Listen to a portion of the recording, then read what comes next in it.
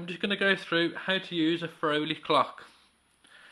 First of all, we need to know how to set the time, and we normally do this when we've had a power cut, or we need to push the hours backwards or forwards.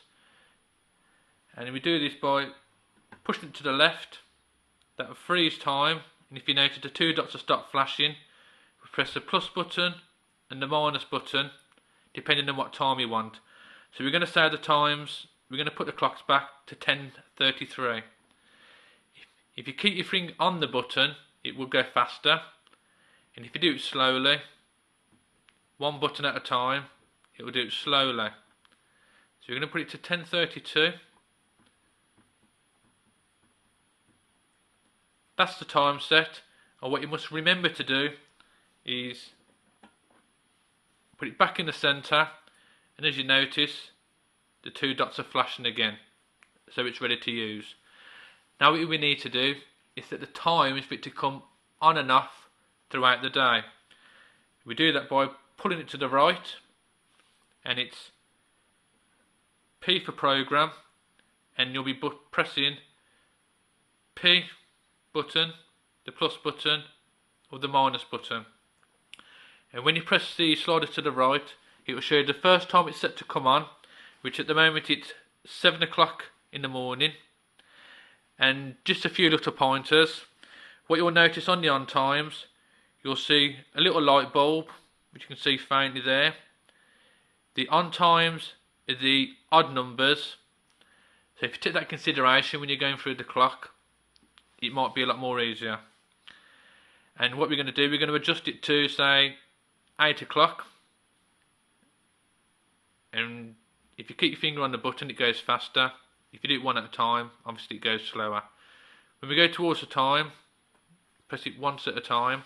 So it's 8 o'clock on. Now to do the off time, we press the P button, and it's gone off.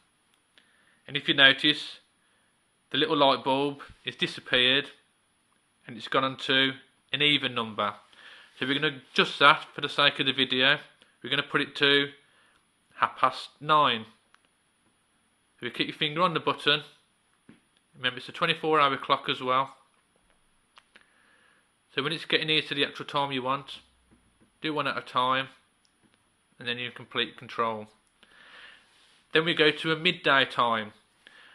Even though a lot of people work, a lot of people don't have it on in the midday, but it's still best to keep the times there for when it gets extremely cold and you do want it on, instead of just pressing the override button or keeping it on all day. So we press the P button, and as you notice, the light bulbs come back again for the on time. What we do to cancel this out, we have it on at 12, press the P button, and we have it going off at 12. That means an on time and an off time that is exactly the same. It means that it won't come on at all. And we press the P button for the afternoon time, and as you notice, the little light bulbs appeared again, and it's an odd number. And we're going to set this to, say, 3:30. We'll do a minus button this time. And if you notice, it's a 24-hour clock, and it's gone to 15:30, what we want. There you go, 15:30. Then we're going to go to the off time by pressing P. The light bulb disappears. It's an even number, and we're going to put this to 11 o'clock. So you press the plus button. Do it slowly. When it gets to the time, that's 11 o'clock, and that's on and off in the morning. We cancelled the midday times, and it's on and off in the afternoon. Then what you will notice, there's some that seem to be blank, because there's 8 on times and 8 off times. You can use them if you want to, but a lot of people, I haven't come across very many people that actually use these times, but you still have to check them. If you're wondering why the actual boiler comes on in the middle of the night and you don't know why, this is probably one of the reasons why.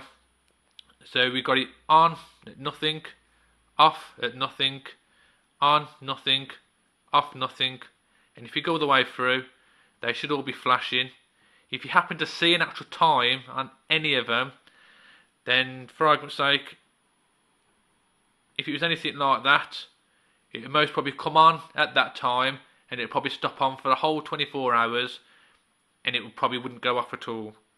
So you make sure that they are on and off exactly the same. So we go all the way through, having a look at all of them. And it can get quite repetitive after a while, so you should catch on quite quick. Then when you've set your times, remember, push the slider back in the centre. You'll see the two little dots flashing. That means you know you've set it. So now we've set the clock. We've set all the times to come on and off morning, midday and afternoon. Then we need to know what the other button means, which is the auto, 1 and 0. The position it's in at the moment, auto, that means it will come on automatically with all the times that you've got set, the ones that we've just done. And if you press it to 1, that means it will come on all day until you actually physically turn it back off again. And as you notice, the little light bulb's there, very faintly, and that means it's on for 24 hours. And if you switch it all the way off to 0, that means it's actually off for 0, and it won't come on at all, even if you've got your time set, because you're telling the boiler, I don't want you to come on. And what people normally have, they normally have it on in the centre. And then what we need to know then, what this button is, override. Which is self-explanatory, but just a little bit more of a heads up on it. If you press the override button, you will notice that the actual same sign comes on there for override.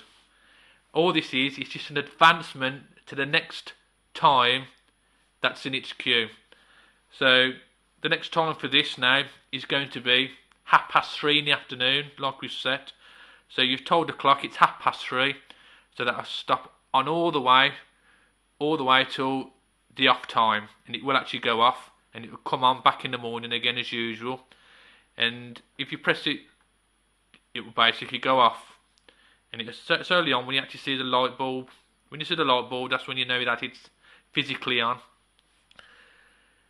The actual override button, you can use that for on times or when the boiler's actually off. So if you're going out, you can press the override button. The boiler will think it's time to go off, but you don't have to touch it again, because the boiler knows that it's got to come on first thing in the morning again. So that's how you do all the clock times. And there's just one more button that if you do get a bit freaked out and you've completely messed it up, you can always reset it back to the factory settings, and you press the clock button, press reset, and it will come up all like digits like 8s, let go, and you normally use like a pen, one of these little tools that the kids use on the DS, and it will come on like that. Then what you need to do, you start all over again, and you press the plus button to put a time in, put it back in the centre, the digits to start flashing, and if you press it to P, all these times that I've just put in for you have changed, and it will be coming on 6:30 in the morning till 8:30, 2 middays which are 12 o'clock, which it means it won't come on, and in the afternoon 4:30 till 10:30. They're the actual factory settings that are set on the actual Ferroli clocks anyway. And basically if you want to go through all over again, you just have to basically start all the way to number 1. If you just follow these little numbers here, go all the way to number 1, and you just basically start the video again, and whichever time you see, press plus or minus to actually adjust to what time you actually want. And it starts at 6:30, and obviously you just adjust the times, start all over again, and that's how you adjust the times on a Ferroli clock. Thank you for watching. If you want any more info, go to my website at plumheat.info on hints and tips under the word Ferroli, and there's more tips about Ferroli boilers, some of the things that people just don't understand on a Ferroli boiler because it doesn't seem to be very plain in the book.